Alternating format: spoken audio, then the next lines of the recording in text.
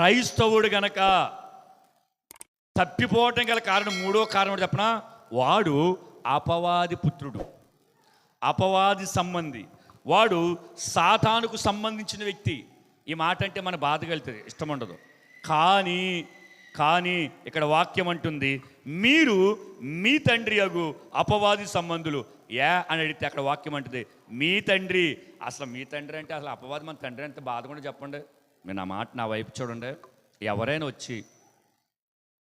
వచ్చి ఒక పిల్లోడికి ఒక తల్లి ఉంటాడు కదా, ఇదిగో మా నాన్న వచ్చాడు అని చెప్పగానే ఆడి కాదు మీ నాన్న, ఆడంటే ఆడికి ఎలా ఉంటుంది? తన తండ్రిని తండ్రి కాదంటే పిల్లలకి ఎలా ఉంటుంది? బాగా పెద్దోళ్ళకి కానీ సరే ఎలా ఉంటుంది? నీకైనా మైండ్ దొబ్బిందా? ఈయన మా తండ్రి కాదు, ఆయన మీ తండ్రి. పెళ్ళిమని కూడా ఎత్తాం మనం. కానీ ఇక్కడ దేవుడు అంటాడు, నేను కాదు మీ తండ్రిని, ఆడు మీ తండ్రి. ఎంత బాధ ఇది చెప్పండి, ఎంత బాధ ఇది. ఎందుకు అంటున్నాడు దేవుడు? నా పిల్లలు నా స్వరూపమందు చేసుకున్నాను, నా రక్తము చేత వారు కడిగాను, వారి కొరకు నా ప్రాణమును పెట్టాను, మీరు దైవములనియో దేవుని సర్వోన్నతుని కుమారులనియో నేనే సెలవిచ్చానని ఆయన చెప్పిన తన పిల్లల కోసం మరలేమని చెప్పనా, నేను కాదురా నీ తండ్రిని, నీ తండ్రి నేను అంటే నీ దేవుడు నేను కాదు వాడు అన్నప్పుడు ఎంత బాధ వేస్తుంది. ఎందుకు అన్నడ మాట అంటే అక్కడే ఉంటుంది, నీ తండ్రి దురాశలను నెరవేర్చగోరుచున్నారు, ఆదిలోని వాడు నరహంతకుడు అయ్యుండి సత్యమందు నిలిచినవాడు కాదని నేను ఆల్రెడీ మీకు విశదపరిచాను, మీకు తెలియచేసాను. రోమపత్ర 1:18 చెప్తున్నాడు. అయితే తెలియచేసిన తర్వాత వాడు దురాశలు కలిగినోడు, వాడు పాపపు సంబంధి, వాడు మంచి కార్యాలు చేసే వ్యక్తి కాదని వాక్యము చేత రుచి చూసి వెలిగించబడి మరలాను తప్పిపోతూ ఉంటే నిన్ను ఎలా నూతనపరచాలి? వాడి గురించి చెబుతానే ఉన్నాను. ఆదిలో నుండి వాడు నరహంతకుడు, ఆదిలో నుండి అబద్ధకుడు, ఆదిలో నుండి అపరిశుద్ధుడాడు, ఆదిలో నుండి మోసం చేసేవాడు, ఆదిలో నుండి మంచోడే కాదు, ఆదిలో నుండి అని చెబుతానే వచ్చాడు వాడి గురించి. వింటానే ఉన్నాం మనం. ఆది అంటే ఏంటి చెప్పండి మీరు? ఆది కాండం కాదు. మీరు ఎవరైతే రక్షించబడ్డారో, మీ ఆత్మీయ జీవితం ఎప్పుడైతే ప్రారంభించబడిందో అది మీకు ఆది. అప్పటి నుండి మీరు అపవాది గురించి వింటున్నారు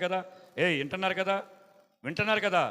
వింటున్నప్పుడు మరి మనం ఎందుకు వాడి యొక్క ఆశలను, వాడి యొక్క ఇచ్చ నెరవేర్చడానికి అంతపాల వాడికే చోటిస్తున్నాం మనం? అంత అన్నాడు, మీ తండ్రి దురాశలు నెరవేర్చుకోరుచున్నారు. అపవాది చేసేది ఏంటో తెలుసా? ఒక దురాశ చెప్తాను, వాడు చేసేది ఏంటి చెప్పనా? వాడు ఎప్పుడు కూడా చాలా ఉన్నాయి. వాడు చెప్తే చూడండి, వాడు ఎప్పుడు కూడా పొగడబడాలని కోరుకుంటాడు. నా వైపు చూడండి, వాడు ఎప్పుడు కూడా చెప్పాలి, పొగడబడాలని కోరుకుంటాడు, హెచ్చించబడాలని, తను తాను మెప్పించుకోవడానికి ఎప్పుడు ఇష్టపడుతూ ఉంటాడు. ఇప్పుడు వాడి యొక్క ఇచ్చను, వాడి యొక్క దురాశలను ఈ రోజున క్రైస్తవులు చాలామంది నన్ను పిలవలేదు, నాకు ఇవ్వలేదు, నన్ను స్టేజ్ మీద కూర్చోబెట్టలేదు. చెప్పండి, హెచ్చింపు ఎవరిది? వాడిది. కానీ ప్రభు ఏమన్నాడు? ముందే చెప్పాడు మనకి, మూలవాక్యమా ముందు వాక్యం గుర్తించి ముందే చెప్పాడు, ఎవడైతే తగ్గించుకుంటాడో వాడు, మీరు తగ్గవలసి ఉన్నది, ఆయన హెచ్చించవలసి ఉన్నది చెప్పేశాడు. కానీ మనమేం చెప్పనా? నన్ను పిలవలా, ఇంట్లో ఏది జరిగినా నాకు చెప్పలా, ఫంక్షన్కి నన్ను పిలవలా. అయితే ఉంటాయి కదా ఇవన్నీ. క్రైస్తవులకి కుదరవు. ఎందుకో తెలుసా? నిన్ను పిలవలేదు అంటే ప్రసంగి 3లో ఒక మాట ఉంటుంది, ఏదో సమయం, ఏదో నీకు అవకాశం రాలేదని అర్థం చేసుకో. ఎందుకంటే ప్రతిదానికి సమయము. మరి వాక్యాన్ని ఎందుకు మర్చిపోతున్నాం మనం? అక్కడ ఇంకా బాగా రాసి ఉంటుంది తెలిసిన, కట్టడానికి, పడగొట్టడానికి, కూర్చోవడానికి, లేవడానికి, పాతడానికి, పెరిగి వేయడానికి, కూర్చోవడానికి, అసలు ఒక్కటి కాదనమాట.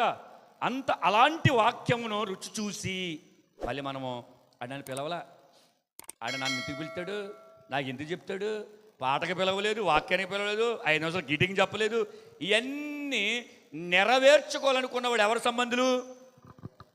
వాక్యం అంటుంది, మీరు మీ తండ్రి దురాశలను, వాడు దురాశ కలిగినోడాడు.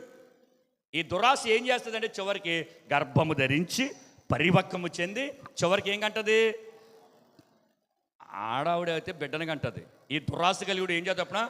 మరణానికి అంటాడు. అక్కడ బిడ్డ కంటే సంతోషం కలుగుతుంది, ఇక్కడ మనము మరణానికంటూ మరణం అంటే చెప్పడానికి చచ్చిపోతామని అర్థం. ఇంకా ఆ దురాశ గర్భం ధరించి చాలా పరిపక్వం చెంది బిడ్డ ఎలాగైతే పెరుగుతూ ఈడో దురాశ పెరిగి రోజున తప్పేమో చచ్చిపోతాయి.